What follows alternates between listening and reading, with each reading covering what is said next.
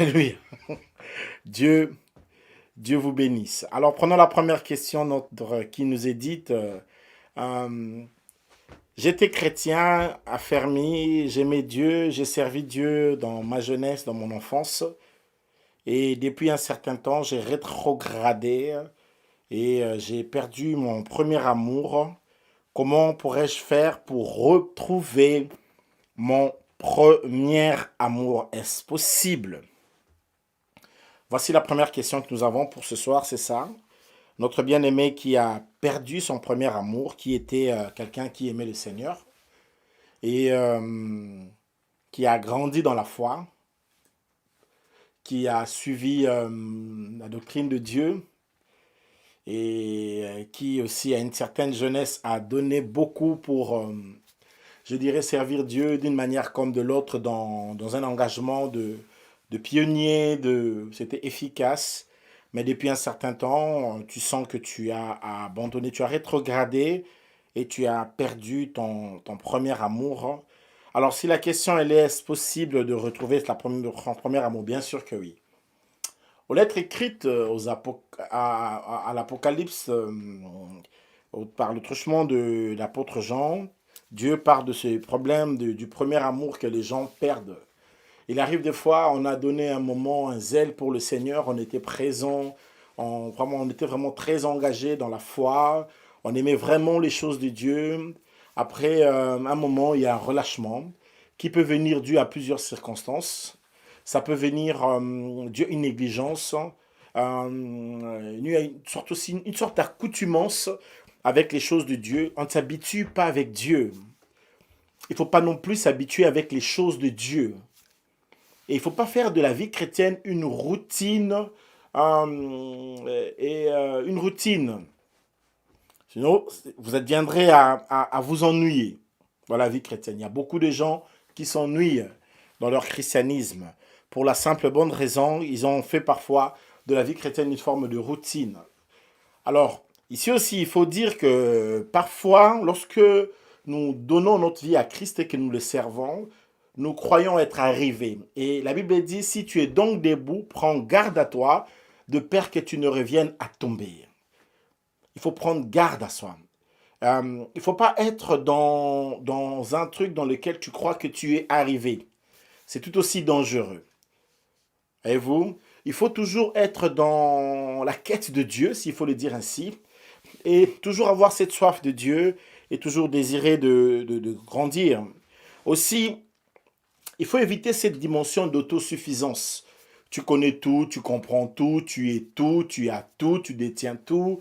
Et ce genre de chrétiens qui n'acceptent jamais de reproches, jamais de remarques, jamais dans ces eux qui sont des sommités et tout ça, tu seras surpris. Tu seras surpris par l'ennemi. Alléluia. Alors, pour répondre un peu sérieusement à la question du frère sur le premier amour, j'aimerais dire ceci. Le premier amour, c'est, si je comprends, c'est un moment où tu avais de zèle. En même temps, je partagerai à toutes les personnes qui ont perdu leur zèle, leur premier zèle qu'ils avaient pour Dieu, leur zèle d'aimer Dieu, de servir Dieu. Et bon, voilà, il y a des gens qui ont abandonné les ailes depuis qu'ils ont eu un travail. Il y a des autres qui sont plus zélés depuis qu'ils ont des enfants, depuis qu'ils ont un mariage. Des fois, l'homme, quand il entre dans une certaine bénédiction, surtout ceux qui priaient le Dieu pompier. Vous connaissez le Dieu pompier? Celui qui vient seulement éteindre le feu, quoi. Quand il y a le feu, il éteint le feu. Et après, voilà, c'est fini. Tu as maintenant ta vie, quoi. Voilà, il y a des gens qui mènent avec Dieu cette relation-là de Dieu pompier. Ça veut dire qu'ils n'ont besoin de lui que quand il y a le feu. Quand il y a le feu, Dieu! Et quand il éteint le feu, alors, allez, maintenant je peux faire ma vie sans toi. OK? Donc, dans le premier amour ici, est-ce que tu veux... la clé ici, c'est d'abord de reconnaître qu'il y a un problème.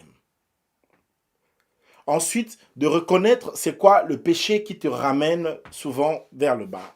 Souvent, le diable reviendra avec le même péché d'où il t'a tiré du monde. Si le diable ne t'a pas pris dans l'ivrognerie, il sera rare qu'il puisse te tenter dans l'ivrognerie. Ça sera un peu rare. Souvent, il va attaquer là où tu as eu souvent des problèmes. Et c'est souvent le même péché qui va te tenter, qui va te chercher, qui va te titiller, etc. Mais ici, il faut d'abord reconnaître le péché. D'abord, être d'accord avec Dieu qu'il y a un problème.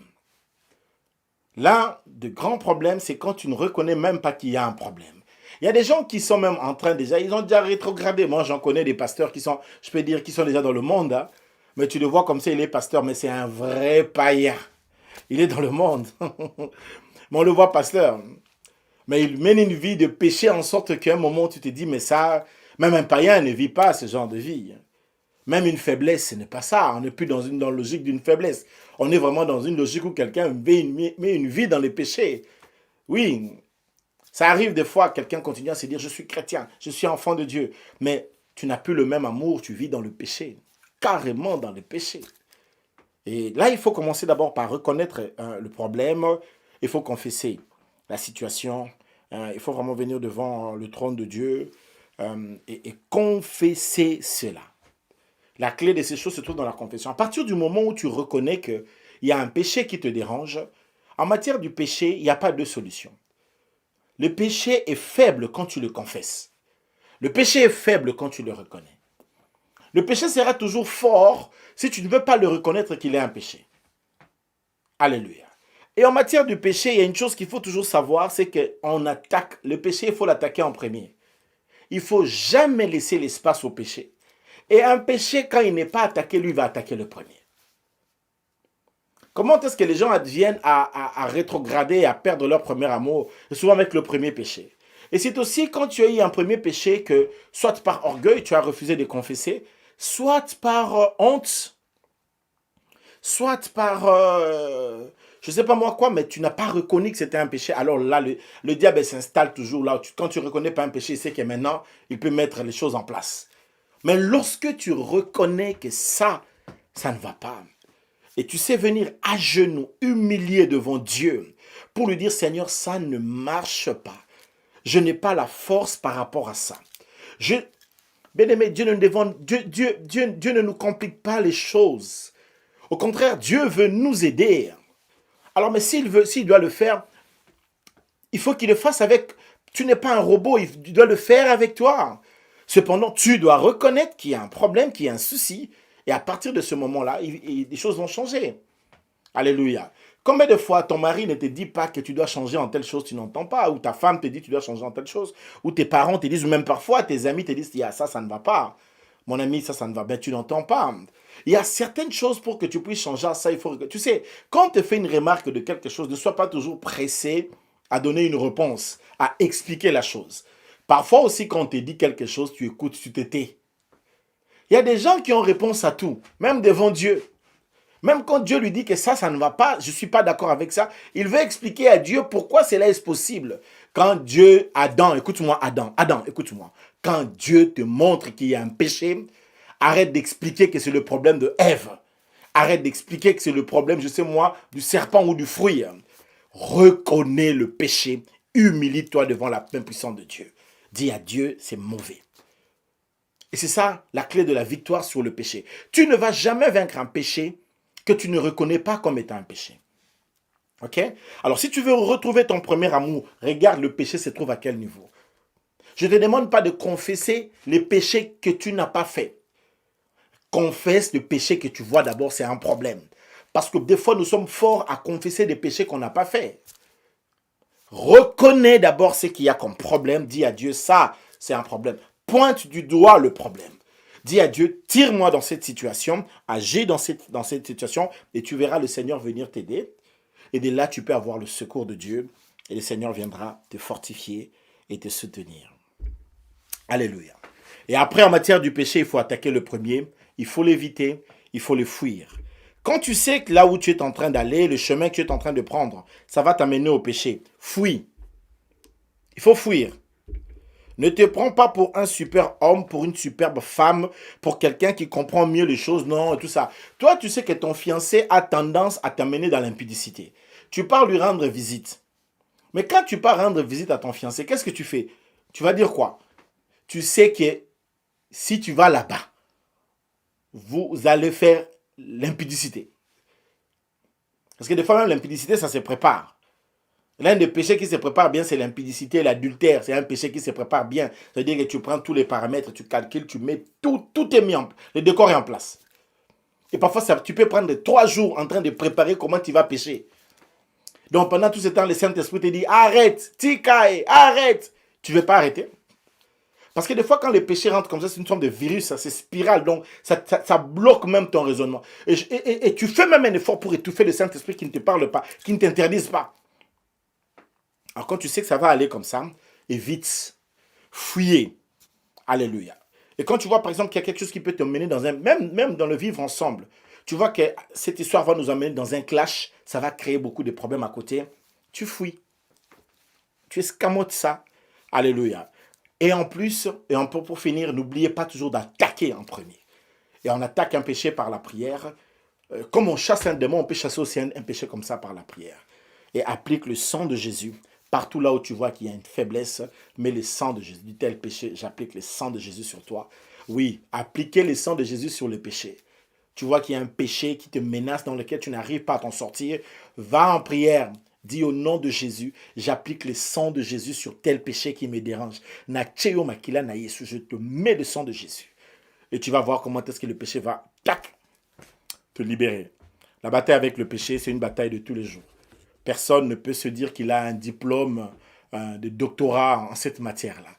Il faut rester vigilant tous les jours parce que la bataille est tous les jours. D'autant plus que le champ de la bataille, c'est un champ de la pensée. Et le monde de la pensée, c'est un monde plus compliqué et qu'on ne peut pas toujours saisir comme il se doit.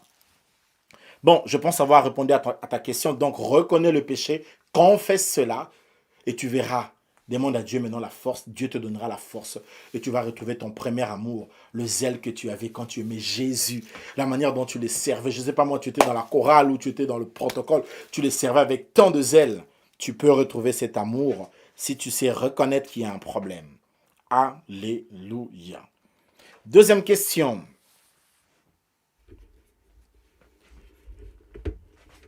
J'ai perdu mon enfant dans la foi. Cet enfant priait, si je comprends. Est-ce que Bon, il y a toute une litanie des choses ici, ça le fait mal et tout ça. Est-ce que mon enfant qui est mort, qui était chrétien, est-ce qu'il me voit? Est-ce qu'il intercède pour moi? Est-ce que c'est mauvais d'avoir des échanges avec cet enfant qui est enfant de Dieu? Est-ce que de là où il est, voilà, est-ce que l'enfant me voit? Est-ce que l'enfant prie pour moi? C'est une très grande question. Est-ce que le mort dans la foi, des gens qui meurent dans la foi, tu avais une femme, un mari, un enfant, un parent qui priait, est-ce que quand le parent meurt, qui était dans la foi, ou est-ce que de là où il est, est-ce qu'il voit ta vie sur terre? Est-ce qu'il voit ta vie sur terre? Est-ce que quand quelqu'un est mort, là où il est, là où sont les morts, tous les gens que tu connais qui sont morts dans la foi, est-ce que les Paul, les Pierre, est-ce qu'ils regardent l'église aujourd'hui de là où ils sont? Est-ce qu'ils arrivent à voir ce qui s'est fait ici sur terre? C'est une très grande question. Ouf! C'est une très très grande question. Bon, d'abord il faut dire que quand nous serons au ciel, nous allons nous reconnaître les uns des autres. On va se reconnaître. On saura qui est Abraham, qui est Moïse, qui est Pierre, qui est John Guizani. Lorsque nous y serons, ah là là, je te verrai, je serai avec toi. Alléluia.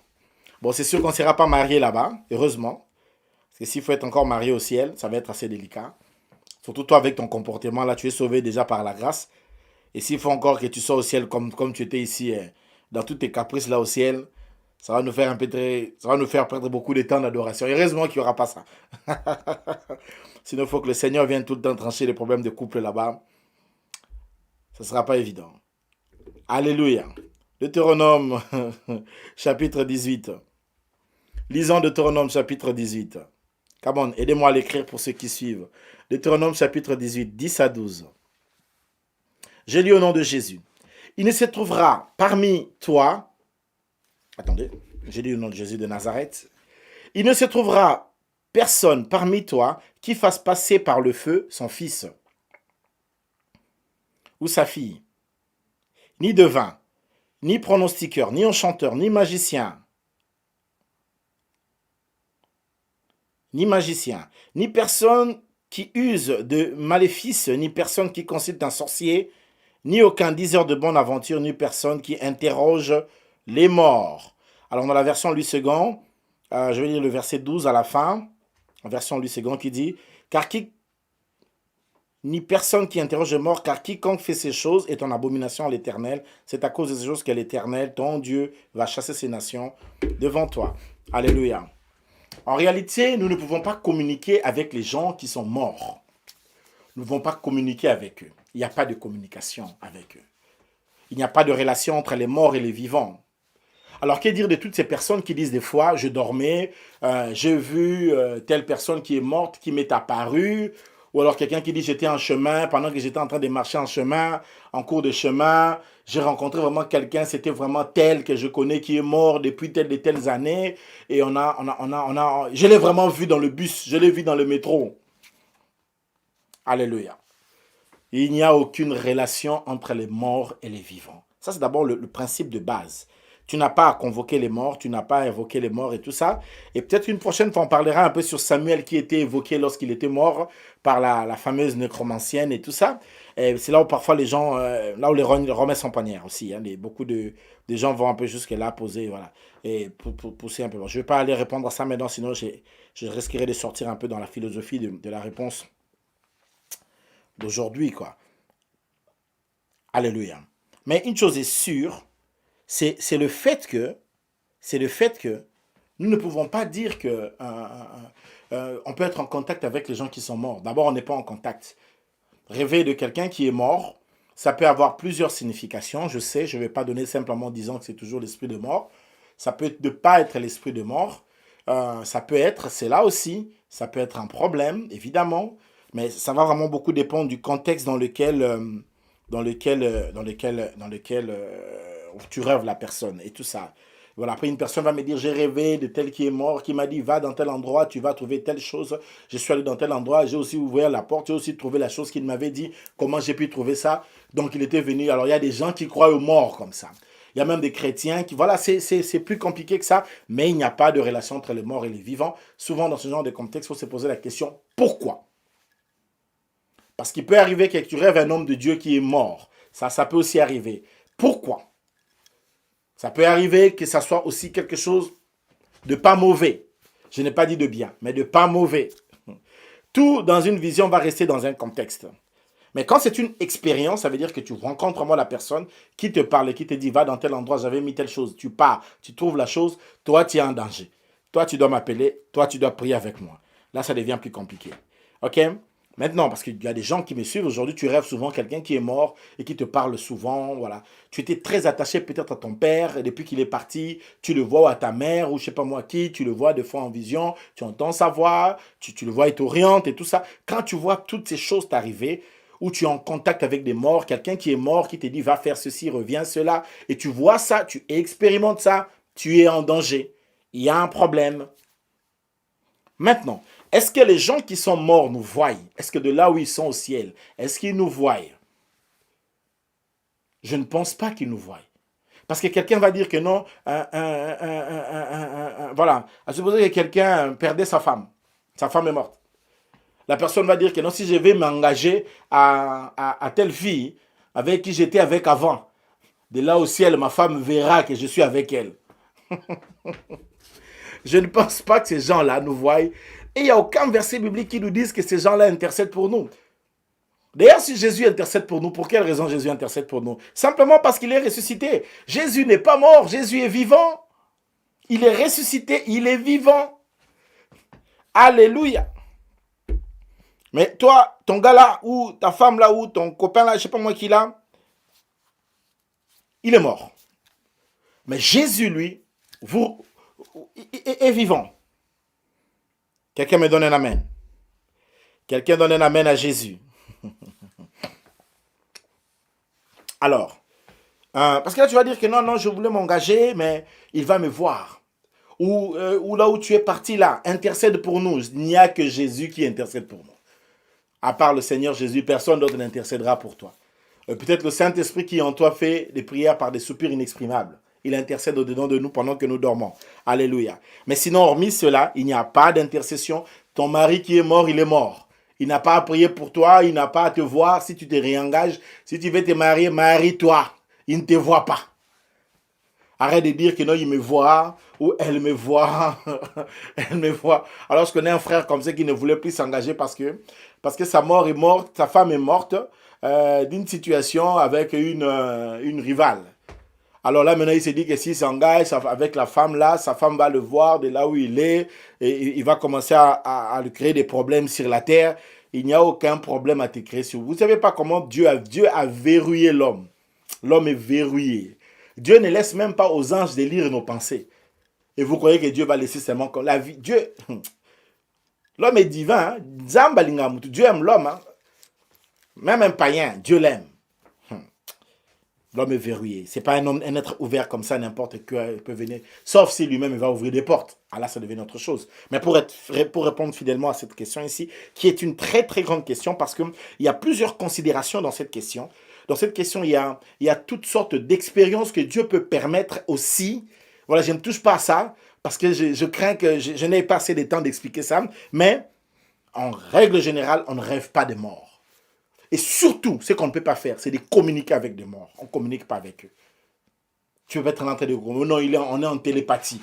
Alors une femme me disait comme ça, elle était en télépathie avec son mari qui n'était plus. Donc des fois, son mari venait, quand il venait à la maison commençait à trembler. Et puis la voix, mais c'est faux. Qu'est-ce qui se fait quand tu vois ce genre de choses? Ce sont les sorciers de la famille qui prennent le visage de cette personne qui est morte et qui viennent te visiter. Et là, ça sous-entend quoi? Ça sous-entend que tu es combattu par un esprit de mort. C'est ce que ça sous-entend. Parce que quand tu perds ta femme ou ton mari, et que la puissance de la sorcellerie de la belle famille veut venir te combattre, comment ils vont te combattre? Ils vont prendre le visage de leur garçon ou de leur fille. Et surtout quand vous voyez un peu de mort ou peut-être une femme est morte et ça a laissé des tares, des blessures dans la famille. Et quand ça a laissé des blessures dans la famille, vous savez, le monde des enterrements, le monde des deuils, c'est un monde de beaucoup de spiritualité. C'est très compliqué ce monde-là. Il y a tellement de choses, c'est des mondes où il y a le cœur des hommes qui parle, parce que les gens sont dans la souffrance. Et maintenant, quand quelqu'un perd sa fille qui était avec toi, maintenant, elle est morte. Pourquoi? Parce que soit toi, tu avais fait quelque chose et maintenant, l'âme de cette personne est en train de parler. Hier, je vous ai dit que les paroles sont des semences. Quand une personne pleure comme ça dans son cœur parce que toi, tu aurais tué sa fille par la maladie, soit tu avais fait quelque chose, ça ouvre des portes contre toi d'une manière. C'est pourquoi vous voyez, il y a beaucoup de problèmes dans la vie de beaucoup de gens et même dans la vie de beaucoup d'enfants. Parce que ces genres de paroles peuvent avoir des impacts sur le monsieur ou sur la fille et même sur ses enfants. Et c'est plus compliqué que tu ne le penses. Parce que vous voyez, le moment des deuils, c'est des moments des émotions. Et les âmes parlent, le cœur des hommes parle. C'est des moments difficiles. Et les conséquences sont sérieuses. Bon, revenons à ce que nous disons. Pas de rêve sur les morts. Pas de contact avec eux. Tu n'as pas à entrer en contact avec quelqu'un qui serait mort, soit disant que Dieu l'envoie, ou tu as une vision de Dieu qui vient avec le visage de ton mari ou de ta femme qui est morte, de ton père ou de ta mère qui est mort, de quelqu'un d'important que tu as tant aimé, d'un ami, que sais-je encore, qui serait mort. Là où sont les morts ne passent pas leur temps. Ils sont avec Jésus. Les morts en Christ, je parle. Hein. Les morts en Christ sont jamais. Maintenant, il y a des autres morts où les gens meurent sans Christ. Il y a des âmes comme ça qui tremblent aussi dans les rues de la ville, comme ça, des vies, parce qu'eux ne sont pas des esprits de juste parvenus à la perfection. C'est-à-dire, ils ne sont pas morts en Christ. Et quand ils ne sont pas morts en Christ, il y a beaucoup de réalités. Il y a des gens qui vont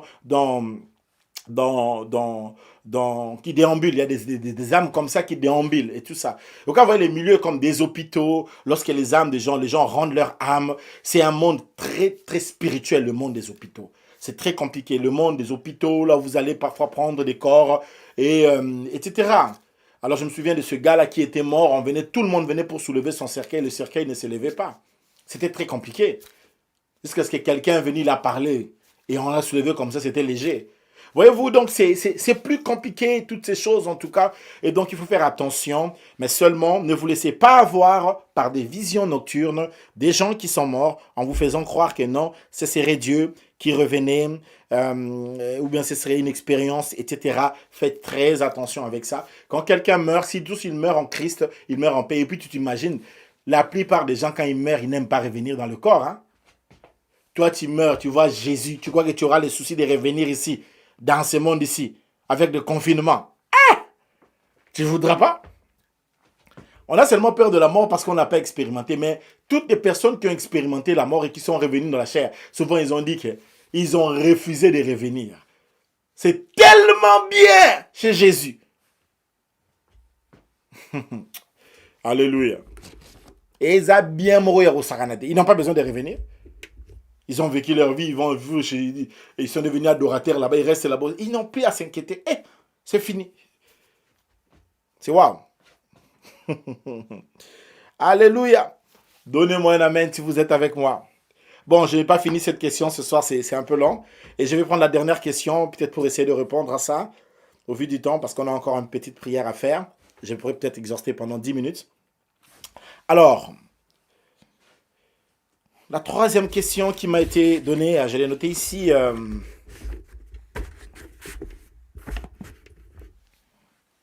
J'ai remarqué, pasteur, que nous n'avons plus de vie, de famille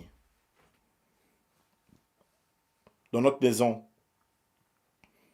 à cause de tous les gadgets, et en particulier la télévision. Merci. Dois-je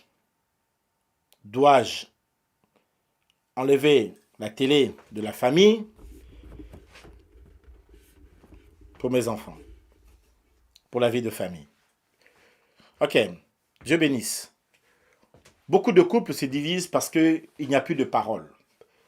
Nous sommes dans une société qui empêche les gens de parler. Et pour leur empêcher de parler, on les a empêchés de faire quoi? De penser. Et pour leur empêcher de penser, on a fait une chose, on a créé une société du consumérisme.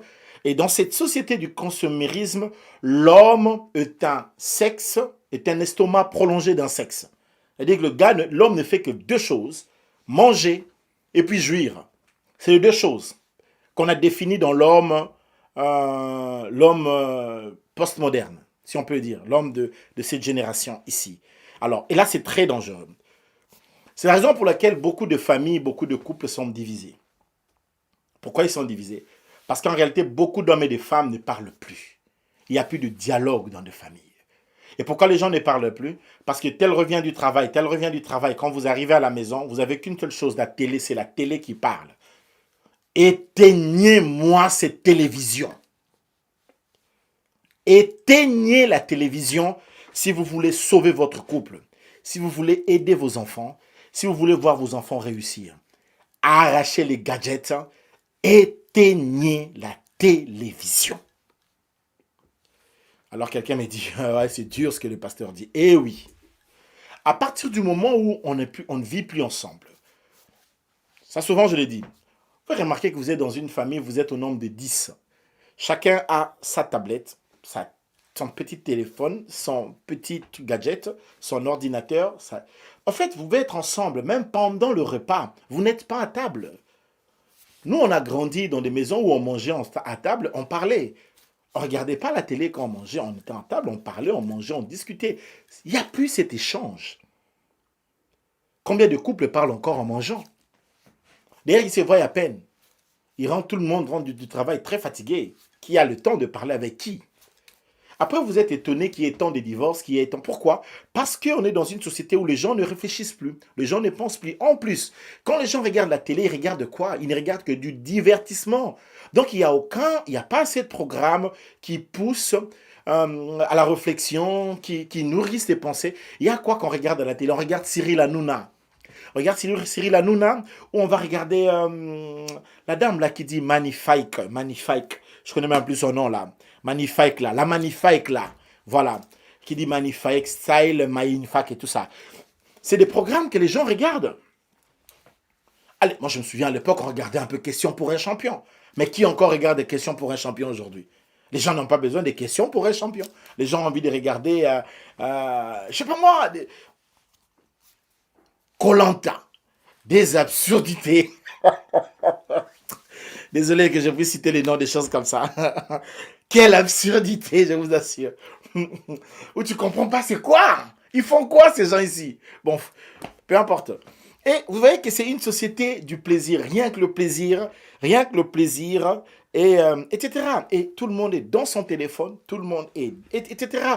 Et là, ça vous tue en famille. Tu peux avoir un enfant qui se meurt dans ta maison. Il y a le taux des suicides chez les enfants a explosé. Je répète ça. Beaucoup de parents vivent avec des enfants qui se meurent en eux, mais la maman n'est pas là parce qu'elle est au téléphone. Le papa est au téléphone, la maman est au... Personne n'a les yeux dans la maison, tout le monde est ailleurs. Cette société de consommation à l'excès du petit écran, c'est dangereux.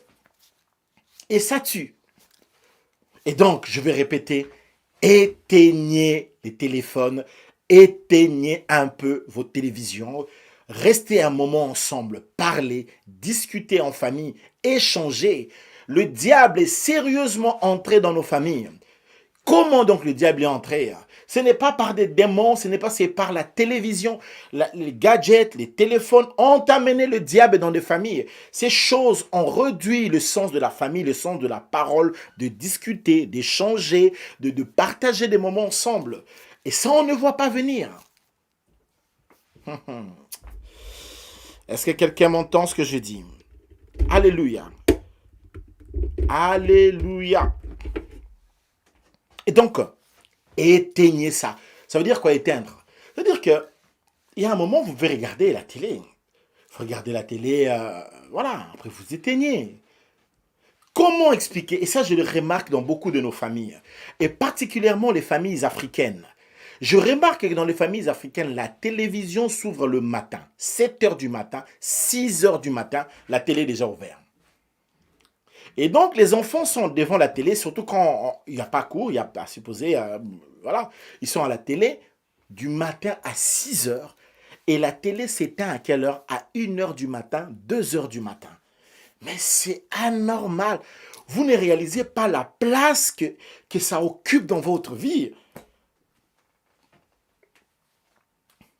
Dans une telle famille, les enfants ne peuvent pas avoir de bons résultats à l'école. C'est impossible. C'est impossible.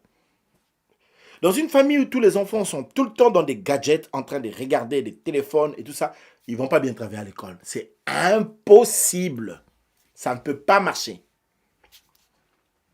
Dans une famille où l'homme et la femme ne se parlent pas, ils ne savent même pas ce que l'enfant a fait le matin, et tout ça. Et à chaque fois que vous allez parler, ça sera pour vous disputer. Vous savez pourquoi? Parce que vous avez très peu de temps d'échange. Vous ne parlez pas. Vous parlez où? Quand vous êtes au lit. C'est quand vous parlez. Là, ce n'est pas parler. Là, vous faites autre chose. Et je suis sérieux quand je parle. C'est pourquoi même au lit, ça ne marche pas bien. Parce que vous n'êtes pas des bons complices, vous n'êtes pas des bons collaborateurs. Et ce n'est pas le problème du lit, c'est aussi le problème de la télé. Le problème du temps que vous mettez ensemble pour parler. Vous n'êtes pas des bons amis. Qu'est-ce que vous allez faire au lit tout le temps ensemble? C'est pourquoi au lit, c'est difficile. Vous n'arrivez pas à communiquer là-bas. De la même manière, vous n'arrivez pas à communiquer hors de là. J'essaie d'avaler un peu les choses. Alléluia. Donnez-moi un amen que je vous dise quelque chose de très important. C'est jeudi, aujourd'hui, c'est l'enseignement. C'est comme ça. Supportez-moi. Alléluia. Et donc, je vais répondre à ce frère ici que éteignez la télé. Kangayango. Récupérez des téléphones. Prenez le temps de parler en famille, communiquer, manger, parler, partager et tout. Jouer au Scrabble. Nous, on a grandi avec nos parents, jouer au Scrabble. Jouez au Scrabble. Faites les jeux des 6. Jouez au jeu de 6. Je ne sais pas moi, quelqu'un va dire, mais le pasteur peut encourager des choses comme ça. Je préfère ça. Je préfère que vous soyez en famille, vous jouez au Scrabble, vous jouez au jeu des 6, vous jouez à un jeu dans lequel vous communiquez, il y a de l'échange. Alors là, maintenant, c'est quoi? Tout le monde est devant son truc. Les enfants sont comme ça. Les parents sont comme ça. La maman, là, c'est la maman. C'est toujours comme ça. Et les papas aussi est d'ailleurs, avec sa bière. Et dans tout ça, quel avenir vous donnez à vos enfants? Parce que vous n'êtes pas sérieux. Un parent responsable est sérieux avec les gadgets dans la vie des enfants, est sérieux avec la gestion du temps, la gestion de la télé. Vous savez, nous, quand on a grandi à la maison, on avait souvent des programmes. Dans les programmes, on mettait ce qu'on doit faire. Aujourd'hui, tu fais ça, tu sais que c'est comme ça. Nos enfants n'ont pas de programme aujourd'hui ici. Demande à ton enfant s'il a quel programme. Il n'a pas de programme. En fait, vos enfants, quand ils reviennent de l'école, on leur pose la question, est-ce que tu as fait les devoirs? Il dit oui, j'ai fait. Faire les devoirs, c'est pas étudier. Et beaucoup de parents ici en Afrique, en Europe, ils ont mis dans la tête que quand l'enfant dit qu'il a fait les devoirs, l'enfant étudie. Non, il n'a pas étudié. Il a fait les devoirs. Faire les devoirs n'est pas étudier. Nous aurons du mal à amener nos enfants à aller loin si nous n'avons pas la rigueur maintenant. Parce que la rigueur doit être comme ça, en forme de V. Quand ils sont enfants, vous serrez. Parce que plus ils vont grandir, vous serez obligé d'ouvrir. Donc là, on serre. Et on sert, on éloigne des gadgets, des télés, etc. On leur donne des livres. Ça, je n'arrête de le dire. Des livres et des livres. Donner à ces enfants à lire de la lecture, c'est leur donner un cursus universitaire. Raison pour laquelle beaucoup d'enfants ici n'arrivent pas à faire des études universitaires parce qu'ils ne lisent pas. Ils parlent un très bon français. Maintenant, donne-lui un stylo qu'il écrive le français là qu'il est en train de dire. Écart. Parce que pour réussir dans le cursus universitaire, il faut avoir la maîtrise de la langue. Si tu es en Angleterre, l'anglais. Si tu es dans un pays francophone, la langue. Parce qu'une langue que tu ne maîtrises pas, une langue que tu ne contrôles pas, une langue que tu ne comprends pas, tu ne peux pas, même si... Ce n'est pas parce que ton enfant parle français qu'il est intelligent. Non, il parle français parce qu'il est né en France. Tous ces enfants, tu vois les Français là qui parlent là, donnez-les des bics, dites des stylos, dites-les, écrivez-moi. Ils ne sont pas capables de l'écrire. Ça les empêche d'aller loin. Pourquoi? Parce qu'ils n'ont pas grandi avec la lecture. Ils ont grandi avec quoi? Ils ont grandi avec des gadgets. Et cette génération que nous avons ici, c'est une bombe à retardement. S'il te plaît, je te le dis en tant que ton pasteur, avec l'amour de Dieu, diminuez les timings des appareils. Récupérez ça. Laissez plus à vos enfants le temps de faire quoi? Des lire, acheter des livres. Et si c'est possible, ajoutez un professeur de maths et de français dans la vie de vos enfants. Il faut que vos enfants aient même un cours de français, un professeur, quelque temps, même pendant 2-3 mois, serre la ceinture, qu'un prof de français vienne donner le cours de français à ton enfant. Il y a des programmes sur YouTube, là, de cours. Incitez vos enfants à Nzambe Nangai. Écoutez, tu sais, en Europe, je vais te dire, hein, je connais un peu l'université en Afrique et l'université ici en Europe. En Afrique, l'université, c'est une blague, qu'on se le dise. Parce que les gens finissent les études sans avoir rien dans la tête. Mais ici, la matière est tellement abondante. Évidemment, je ne dis pas tout le monde, ceux qui sont en Afrique. Mais on connaît quand même comment est-ce que les gens réussissent quand même. On ne va pas se voiler. Et je ne suis pas raciste, heureusement. Mais ici, la matière est tellement abondante que si quelqu'un n'est pas adapté à la lecture, c'est difficile. Allez, je vais aller un peu rapidement pour finir. Des recherches ont prouvé ici que un enfant doit être loin de la lumière des écrans électroniques déjà à moins de 3 ans. Un enfant qui n'a pas encore atteint 3 ans, tu ne dois pas le laisser regarder la télé. Parce que les lumières de la télé ont un effet sur l'enfant. D'abord, la télévision hypnotise quelqu'un. Ça rend hypnotique. Alléluia. Il y a de l'hypnose dans la télé. Parce que tu as des effets, tu as des images, ça te captive, ça. Et pour un enfant, c'est difficile. Ça va être très, très difficile pour lui de faire quoi? De comprendre toutes ces choses.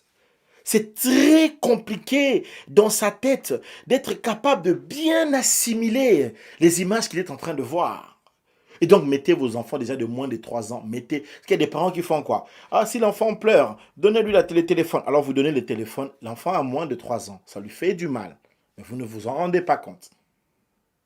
Donnez pas de téléphone à votre enfant qui a moins de 3 ans parce que ça détruit.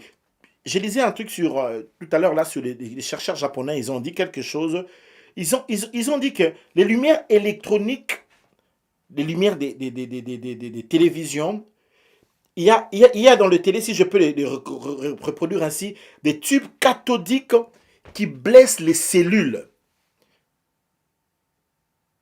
Les lumières des tubes cathodiques de la télé, ça blesse les cellules. Et ils ont encore dit quelque chose de très fort. Non seulement qu'ils ont la capacité de blesser les cellules, mais il brûle aussi les terminaisons nerveuses. Il brûle les terminaisons nerveuses. Pour les enfants, mettez les enfants, là c'est plus de 3 ans. Diminuez ça. Faites un effort. Alléluia. Ça dépend si vous voulez que votre enfant soit qui. Et moi, je connais quelques familles, aussi des familles africaines, qui ont réussi à discipliner le timing de la télé, la relation avec le téléphone dans la vie de leurs enfants. Et vous allez voir que les résultats dans la vie de ces enfants-là, c'est meilleur. C'est pas qu'on les privatise, mais qu'on arrive à gérer. La semaine, pendant que l'enfant étudie, les week-ends, peut-être le week-end on est un peu plus large, mais pendant la semaine, on essaie un peu de serrer, de voir, de contrôler. Après, on est un peu comme des gens qui mettent des enfants au monde et puis on les laisse comme ça dans la pâture. Petit boko laga, il n'y en a rien. Boko laga, bo mesana. Vous, c'est pas sérieux ça. Alléluia. Au contraire, il y a une chose qu'il faut faire. Éteignez la télé dans la famille, augmentez les communions de la prière. De tels moments, réunissez les enfants, priez. Diminuez le temps des téléphones, des tablettes, des choses comme ça. Augmentez le moment de communion, d'échange, de paroles, de réflexion, de prière en famille.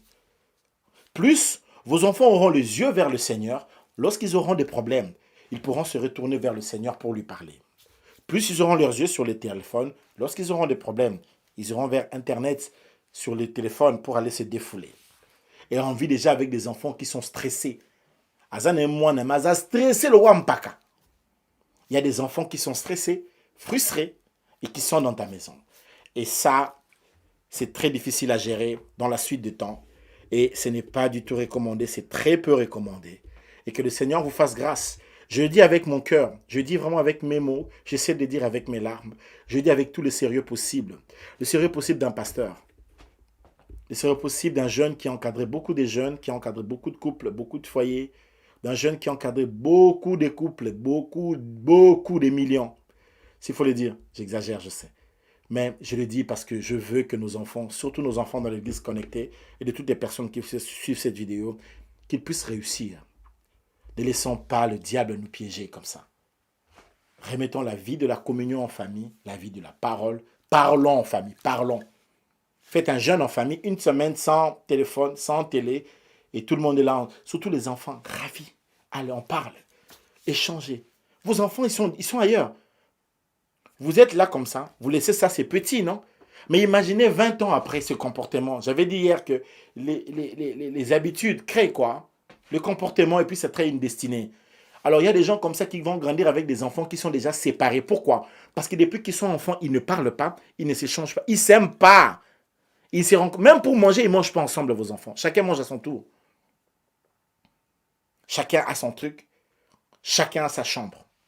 Chacun a son téléphone. Chacun a ses habits. Chacun a son histoire. Chacun même a son gobelet. Et chacun a son truc à lui. Et il n'y a pas l'amour dans vos enfants. Maintenant, vous imaginez quand vous allez être millionnaire, vous allez leur laisser l'argent. Qu'est-ce qu'ils ont? Bako Bunda, la sorcellerie va entrer là. Ils vont se manger. Parce qu'ils ne se sont pas aimés quand ils étaient enfants. Arrachez ça. Créez l'amour entre vos enfants. Parce que vous ne savez pas qu'en grandissant, ça va devenir très difficile. C'était peut-être la pensée du Seigneur. Aujourd'hui, on n'a pas le temps d'exhorter. Mais je pense qu'on a dit des choses qui vous ont édifié. Et si vous êtes d'accord avec moi, vous pouvez dire avec moi un grand Amen et merci Seigneur. Non, dites avec moi ça, un merci Seigneur.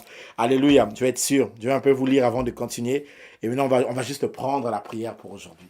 Et si vous êtes d'accord avec moi, donnez-moi un merci Seigneur. Alléluia. Et là, je vais être sûr que vous m'avez entendu.